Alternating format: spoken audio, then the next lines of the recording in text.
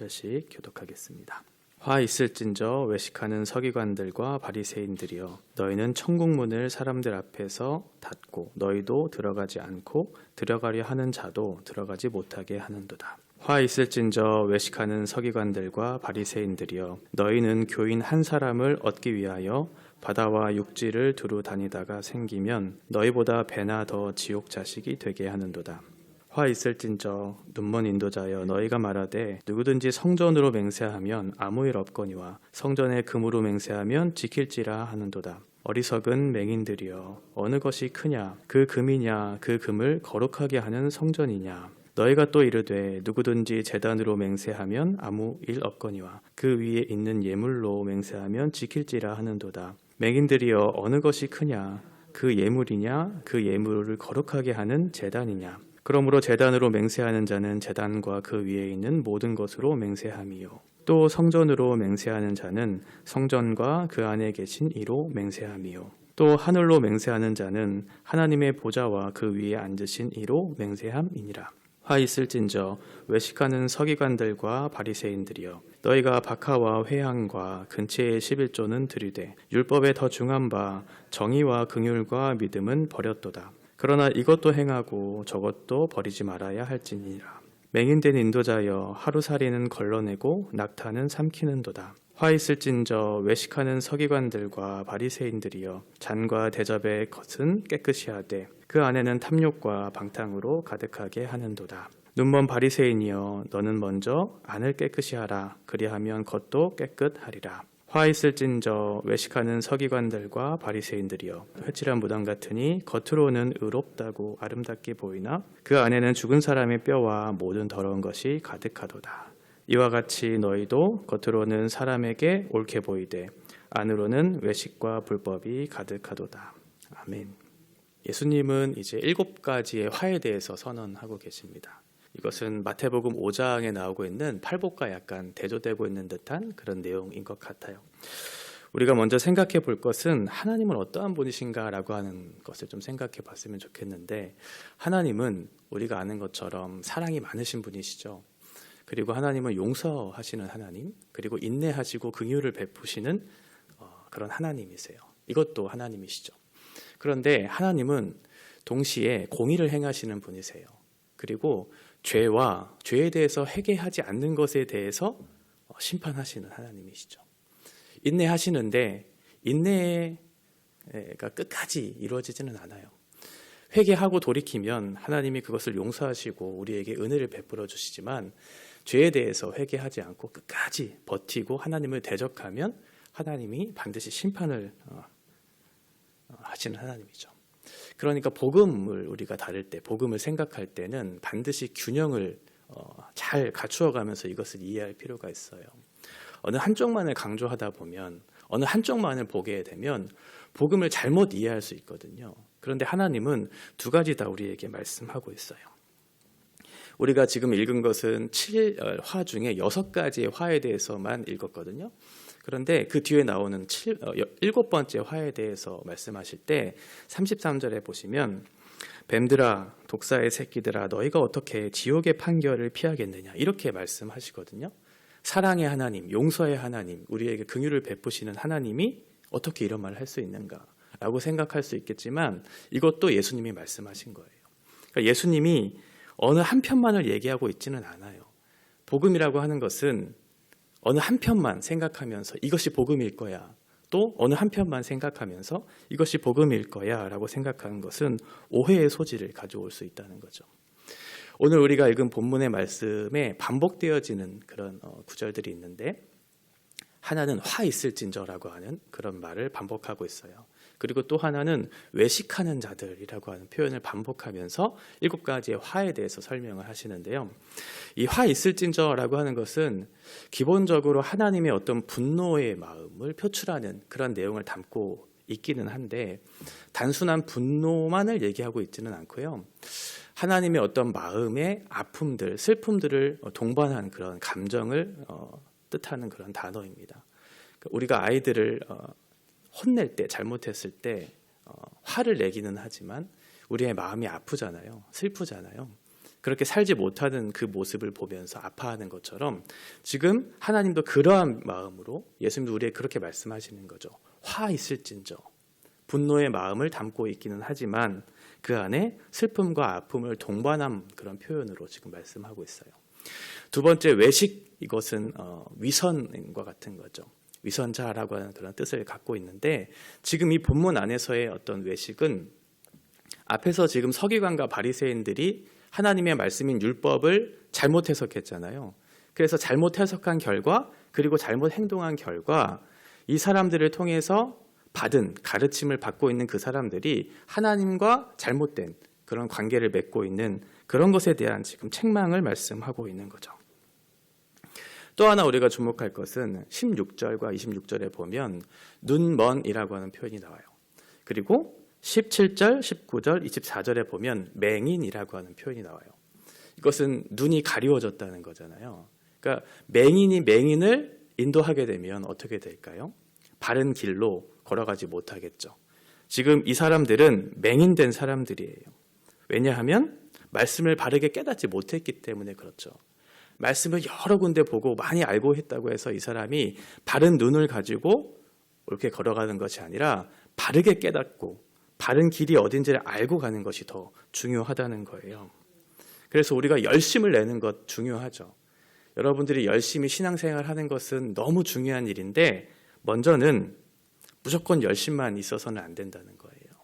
바른 진리 위에 하나님의 말씀 위에 그것이 신앙이 바르게 세워져야 한다는 거죠.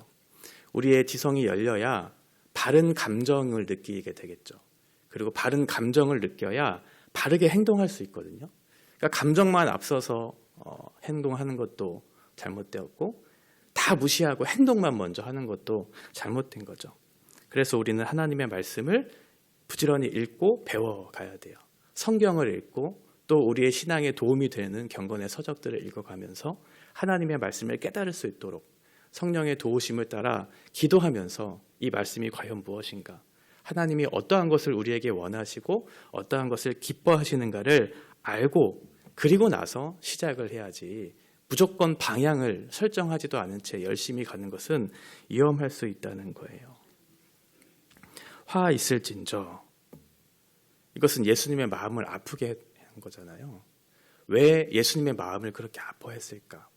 잘못된 해석과 잘못된 행동을 했기 때문인데 그들의 구체적인 모습이 어떠한가라고 하는 것을 이제 7가지의 화를 통해서 설명해 주고 계시는 내용입니다. 첫 번째 화를 보면 7가지의 화에 대한 어떤 서문과 같은 역할이거든요.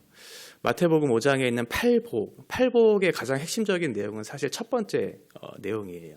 심령이 가난한 자가 받는 복은 천국을 소유하는 것인데 이것이 왜 핵심적인 내용이냐면 천국에 들어가지 못하면 본질적으로 그 사람이 하나님 나라의 백성이 되지 못하면 하나님과의 관계가 없는 사람이니까 바른 복을 소유할 수 없잖아요. 마찬가지로 첫 번째 복, 화가 있다라고 하는 이 선언의 가장 중요한 것은 뭐냐면 결국 이 사람들이 잘못된 가르침과 행동을 통해서 하나님 나라로 들어가지 못했다는 거예요.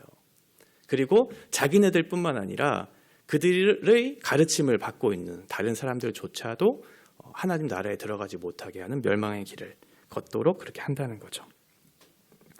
그래서 가장 중요한 것은 우리가 하나님 나라에 들어가는 것인데 이 사람들은 하나님 나라로 들어가는 길을 막고 있어요. 천국 문을 닫고 있는 그런 화에 대해서 말씀하고 있어요. 두 번째는 개종자를 얻는 것. 전도해서 교회로 오게 하는 것은 너무 중요한 거죠. 교회로 이렇게 오게 하는 건 너무 중요한데 교회로 오게 했으면 거기에 대한 바른 진리의 말씀을 가르쳐주고 그 사람이 진리의 삶을 살아갈 수 있도록 돕고 하는 일들이 중요할 텐데 이 사람들은 그런 일에 실패했다는 거예요. 이방인들을 전도했는데 자기들보다 더 지독한 율법주의자로 만들어버렸어요. 그러니까 이단을 한번 생각해 보시면 돼요. 이단들은 잘못된 교리와 가르침을 듣고 열심을 내잖아요. 그런데 그 이단들이 그런 가르침을 받고 더 열심을 내면 어떤 일들이 벌어질까요? 수많은 사람들을 이렇게 포교하겠죠. 그러면 그 사람들은 더욱더 멸망의 길로 걸어가는 수가 이렇게 확장될 것처럼 지금 이 사람들이 그런 일을 하고 있다는 거예요. 이들의 잘못된 열심이 더 많은 사람들에게 그 천국문을 닫도록 자기네들보다 더 지독한 그런 모습으로 나타나고 있다는 것을 지금 꼬집고 계시는 거죠.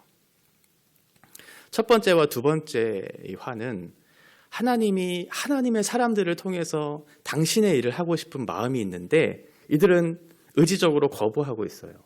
의지적으로 거부하면서 자기의 소견에 오른 대로 자기의 열심을 따라 그렇게 살아가는, 그래서 오히려 하나님의 일을 대적하는 그런 결과를 맺고 있다고 말씀하고 있죠.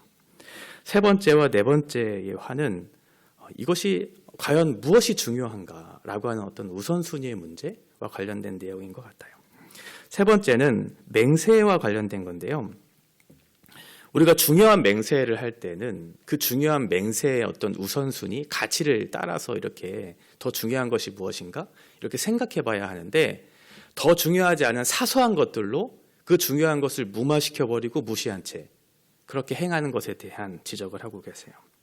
성전보다 성전의 금이 더 중요하다고, 그리고 제단보다 제단에 있는 제물이 더 중요하다고 지금 설명하고 있는 거죠.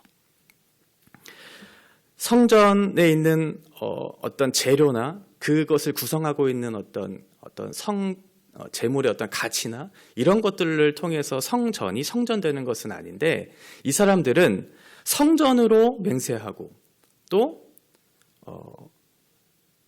제단으로 맹세하는 것, 이렇게 되면 아무 일도 일어나지 않는다고 설명을 해요. 그런데 금으로, 제물로 맹세하면 그것을 너희가 지켜야 한다고 얘기하고 있는 거죠. 그러니까 이들을 움직이는 것은 하나님이 아니에요. 성전이나 제단이 아니라 이들을 움직이게 하는 동기는 금이나 재물이에요.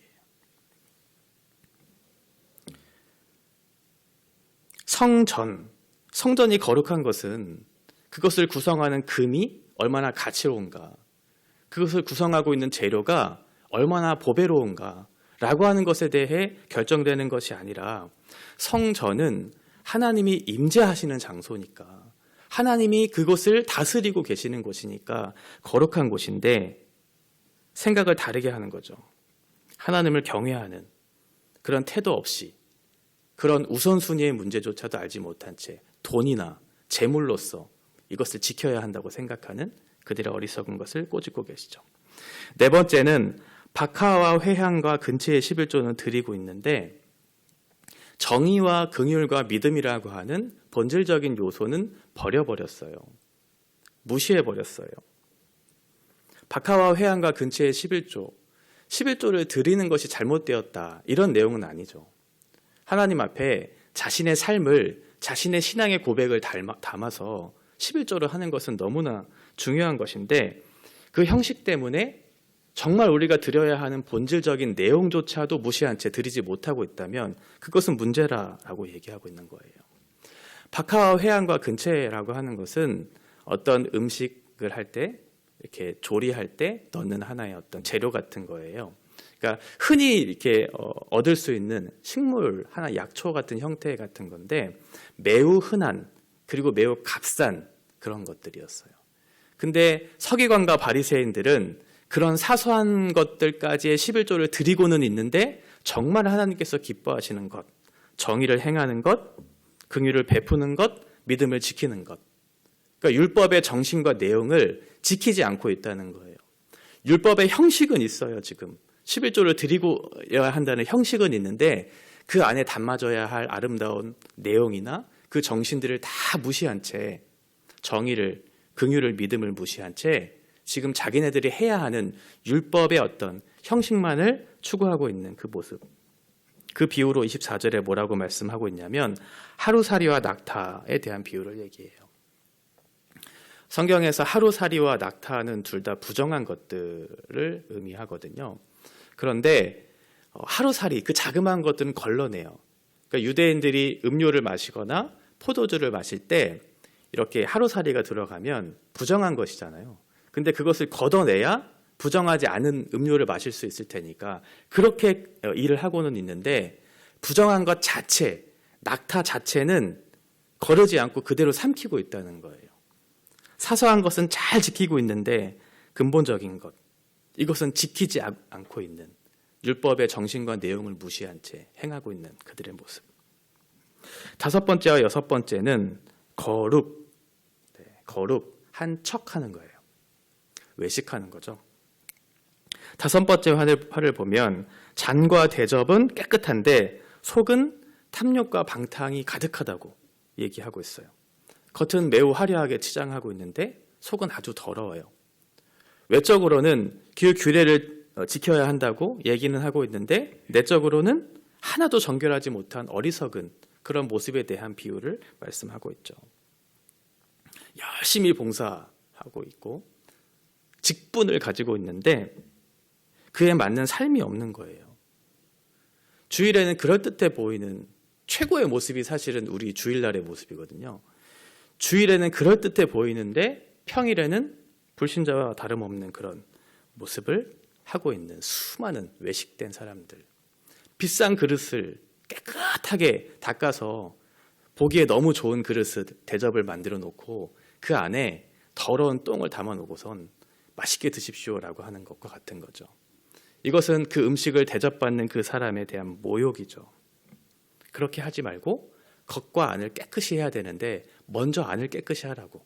그래야 겉도 자연스럽게 깨끗하게 된다고 말씀하고 있어요. 여섯 번째는 회칠한 무덤이죠. 겉은 아름다운데 속은 악취가 나는 그런 모습을 생각해 보시면 돼요. 의롭게 보이지만 속으로는 위선으로 가득 찬 그런 외식된 그 사람들을 책망하면서 말씀하고 있죠. 사람을 속일 수는 있죠. 그것도 모든 사람을 속일 수는 없지만 몇몇 사람들을 속일 수는 있죠. 외식된 모습으로. 그런데 하나님을 속일 수는 없죠. 저도 직장 생활을 해봤는데 직장 생활하면서 교회 다닌다고 나 예수 믿는다고 하는 수많은 사람들을 만나봤어요. 그런데 주일에 만났던 그 분들과는 좀 다른 모습들을 많이 발견하게 되거든요. 그 외식하지 말라는 거예요. 위선을 떨면서 연극하지 말라는 거죠. 있는 그대로의 모습을 보면서 자기의 부족함이 있으면 부족한 대로 그것을 보이면 고쳐가면 될 텐데 그게 아니라 겉으로 보이면서 사람을 속이기 시작해요. 하나님을 무시하면서 그렇게 사는 것에 대한 책망이죠. 겉은 그럴듯한데 속은 다 가짜로 가득 차 있는 그런 위선, 외식에 대해서 너희들은 화가 있을 것이라고 여섯 번째까지 말씀하고 있어요. 예수님이 슬퍼하시고 마음 아파하시는 것은 이거예요. 첫 번째는 의지적으로 하나님을 거부하고 있다는 거예요. 말씀을 바르게 해석하지 않고 자기의 소견에 오른 대로 이것이 옳다고 생각하면서 자기도 천국문에 들어가는 문을 막고 있고 다른 사람도 천국문에 들어가지 못하도록 이것은 잘못된 율법 해석과 잘못된 열심 때문에 일어나는 거죠. 두 번째는 하나님보다 돈이 우선돼요. 하나님이 더 중요해야 되는데 사소한 문제 때문에 우선순위의 문제를 바꿔버리는 그리고 율법의 정신보다 율법 자체를 우선시하면서 형식이 중요하지 그 안에 담겨진 내용과 정신이 중요한가?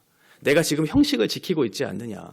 내가 주일에 예배를 드리고 있지 않느냐? 직분을 가지고 봉사하고 있지는 않느냐라고 생각하면서 그 안에 예수에 대한 사랑과 예수에 대한 의지와 예수에 대한 감사의 마음을 담고 행하는 것이 아니에요. 율법 자체만, 형식만 가지고 예배하고 기도의 모습만 가지고 있는 그런 것에 대한 꼬집음이 있죠.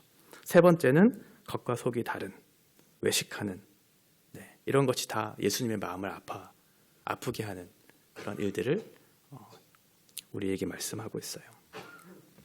이 말씀을 듣는 것은 그렇게 이해하는 것까지도 그렇게 어려운 것은 아니에요. 그런데 이것을 말씀을 적용하고 살아내는 것은 참 어려운 일이죠. 왜 적용하고 살아내지 못하냐면 이 말씀이 나에게 해당되는 말이 아니라고 생각하기 때문에 그렇죠. 누군가에게 누가 들어야 되는 말씀이라고 생각을 하니까 나와는 상관없는 말씀이라고 생각을 하니까 이것을 적용하기가 쉽지 않은데 이것이 나에게 들려지는 말씀이구나. 내 앞에 이 모습들이 발견됐을 때 우리는 어떻게 반응하고 하나님 앞에 고침을 받고 해결해야 될까라는 것을 생각하면서 이 말씀을 들어야 되겠죠.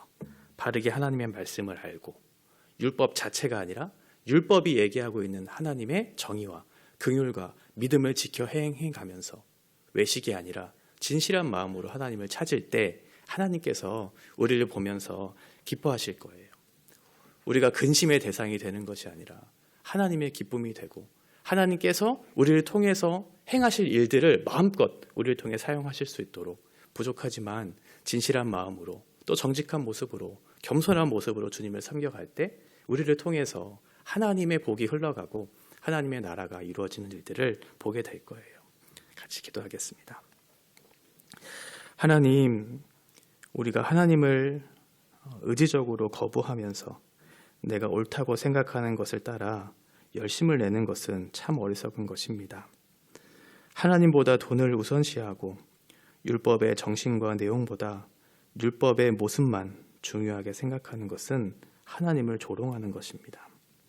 하나님 보실 때 회칠한 무덤이 되어 더러움을 가리우는 사람이 되지 않도록 감추어져 있는 것이 드러날 때 겉으로는 하나님을 공경하는 척하고 마음으로는 하나님께 멀어져 있는 왜곡된 삶을 버리게 하시고 진실하고 깨끗한 마음으로 우리 주님을 따를 수 있도록 인도하여 주시옵소서.